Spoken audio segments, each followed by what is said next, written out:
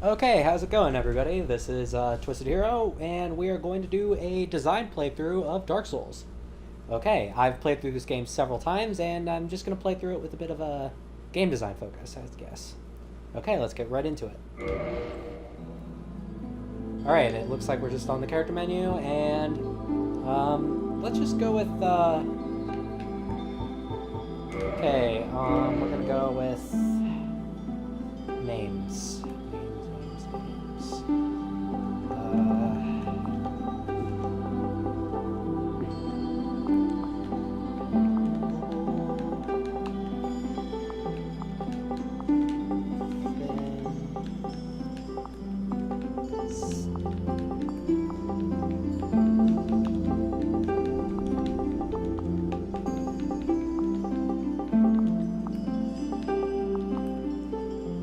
Okay, we can't fit Wolf and Staffinflaffi, so we're just gonna go with Staffinflaffi.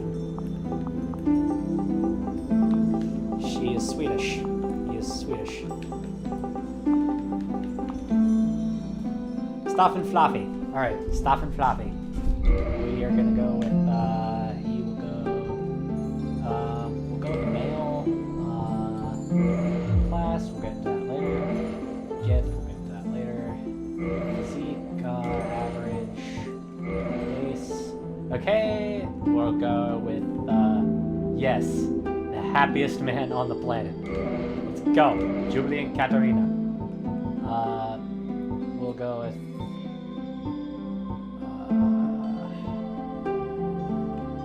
short hair, color. He will have, he is so happy to see you. Okay. Now let's get into the details real quick here. Okay, the gifts. Alright, so we have the Goddess Blessing here. Basically, this is going to be your healing item. This is very useful.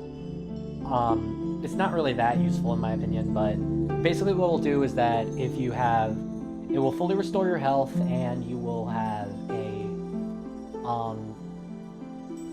you will get rid of like toxic and frostbite or whatever. I don't know if this one. Alright, the black fire bombs are your projectiles. I do not recommend going with these if you are a ranged weapon character, but if you do, they may be helpful, especially if you're taking out the first place. But I don't intend to go for them. The Twin Humanities. This is useful this is useful if you're into PvP, because Twin Humanity, because with Humanity, it will, I'll get more into detail with it when we first get Humanity, because I'm not picking this item. Okay, binoculars. This is a complicated one. Basically, it just allows you to zoom in. It's not really too useful on a melee character, but it can be useful on a ranged character if you know what you're doing. Wait, the pendant. Everyone loves the pendant. Okay, this literally does nothing. Basically, the game design director, Hidetaka Miyazaki, decided to just mess with people and just have the pendant. It does literally nothing. It's useless. The master key, I'm gonna go with that. That's actually gonna be my starting item. Spoilers. But let's keep going. Tiny Beams Ring. HP recovers slowly while equipped. This is actually incorrect. The actual purpose of the item is that it raises your overall health. It does not actually regenerate your health. This needs to be worked on. Later games eventually revise the life ring, as it's going to be later called, to actually correctly emphasize what it actually does. Okay, and the old Witch's Ring is interesting because it does have a use, unlike the pendant. Basically, this allows you to talk with a character further in the game. It's an item that I'm not 100% sure, but I'm pretty sure you get in the game normally. But it's useful if you want to join the Chaos Covenant later on, because it allows you to talk to the Fair Lady. Wait, hold on.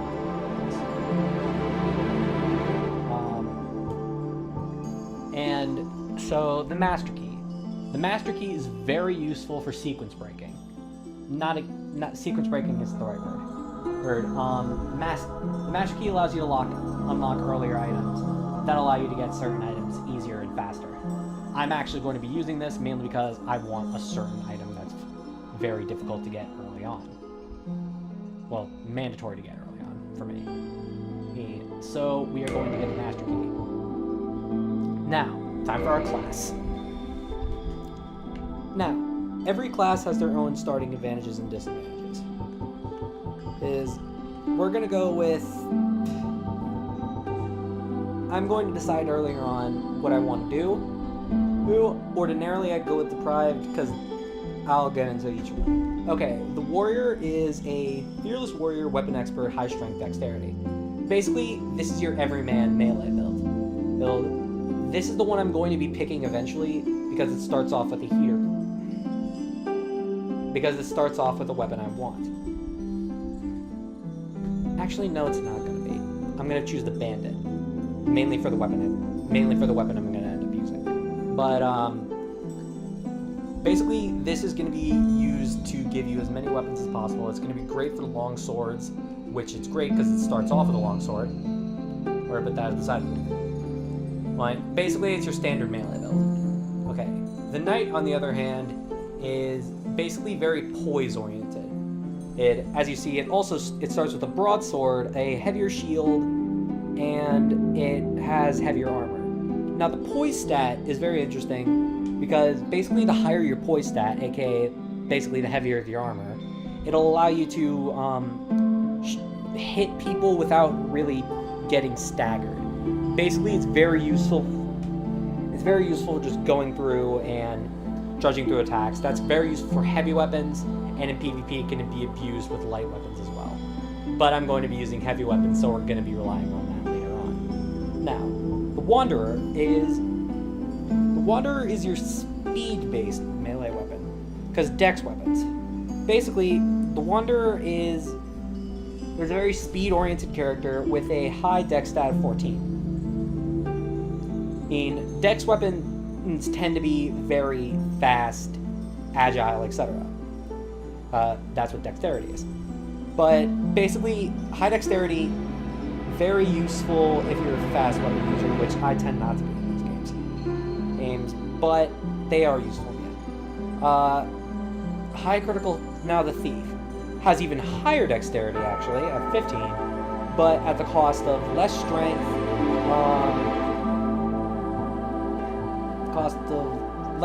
less health, less endurance, and starts with a weaker weapon. However, if you like backstabbing, this is the weapon for you because that actually has a scale with backstabbing. And it also starts with the Master Key by default, so you can choose a secondary item. Some people like doing that just for versatility's sake. I'm not personally a fan, but you can do what you want. Now, the Bandit. Basically, this is a high strength build. This is the one I'm going to be using. Strength weapons are very slow, but they tend to be more powerful. They include weapons like oversized swords, oversized axes, you know, the drill. Now, we have the Hunter class, who starts with a bow. Well, bows are, and is weak with magic.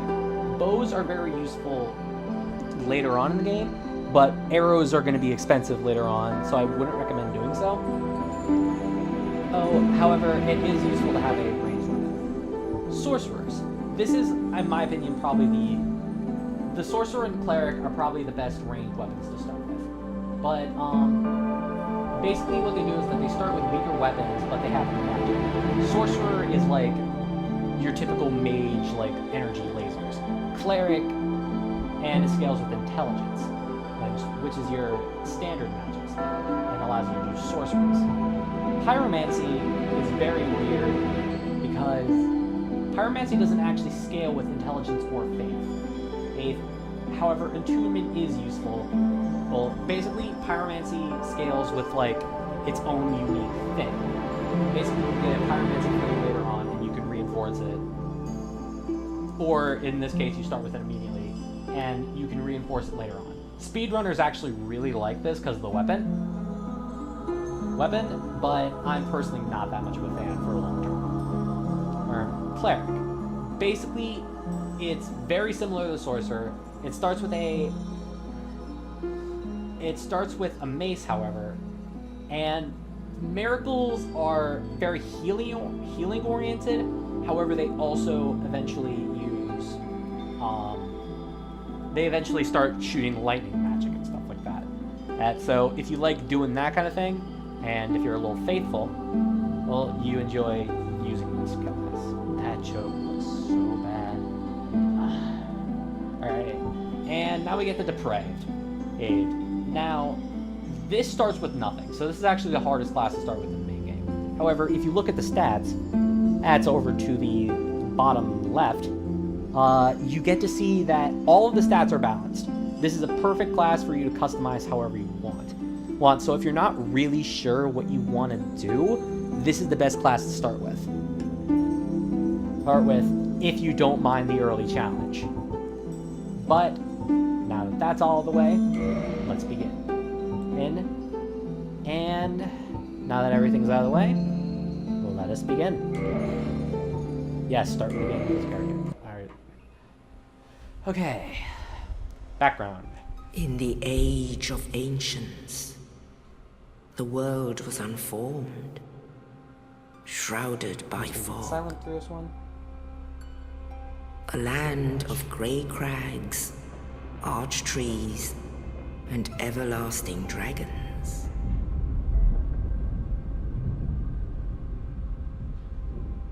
But then there was fire, and with fire came disparity.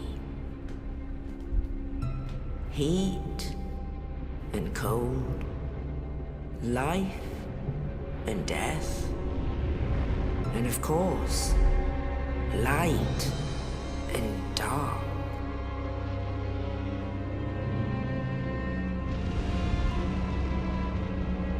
Then from the dark they came and found the souls of lords within the flame.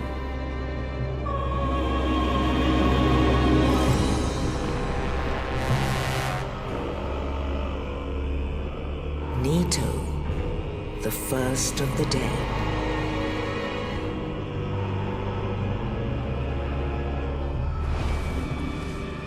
The Witch of Izalith and her daughters of Chaos. Gwyn, the Lord of Sunlight, and his faithful knights. And the furtive pygmy, so easily forgotten.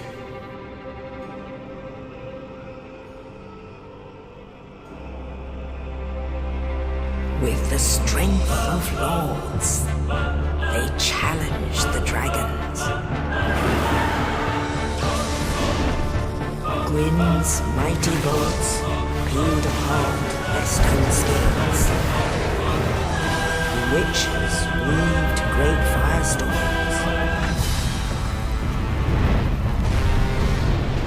Nito unleashed a miasma of death and disease. And Seath, the Scaleless, betrayed his own, and the dragons were no more.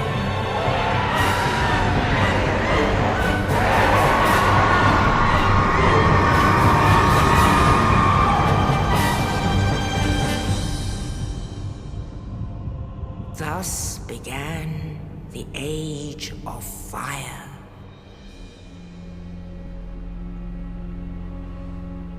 But soon the flames will fade, and only dark will remain.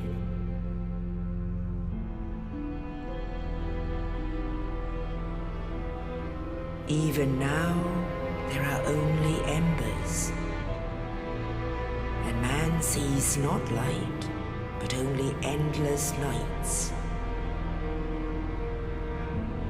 And amongst the living are seen carriers of the accursed dark side.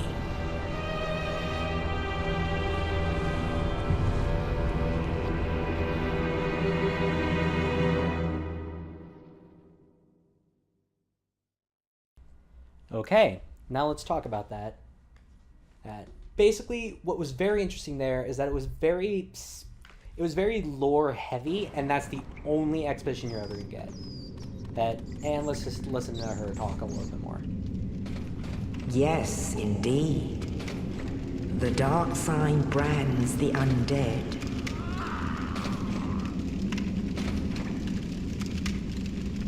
And in this land, the undead are corralled and led to the north.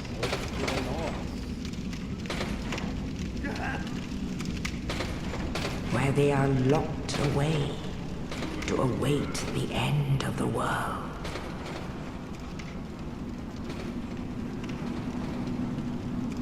Okay, she's done talking. Great. This Alright. is your fate. Shut up. You're a thing. Okay. Now, what that did is that actually set up the pantheon of the world, and that's the only exposition you're ever going to get, basically. Unless you actively seek it out. That just set up the world. Oh, hey, we got a item. We got our first item. And basically, what happened there is that's actually setting up the bosses. Seath is going to be a boss. Gwyn is going to be a boss. Nito is going to be boss, and the Witch of Izalith is going to be a boss. Everything there was setting up for the future. That's setting up the background of this world. And the dark sign is what our weapon is. Now then, next episode, we're going to be actually talking about the game. And without talking, because we spent fucking 20 minutes talking about the menu screen. Which, interestingly, none of that is apparent from that menu screen. And they did a horrible job of conveying it, and they got way better as the series went on.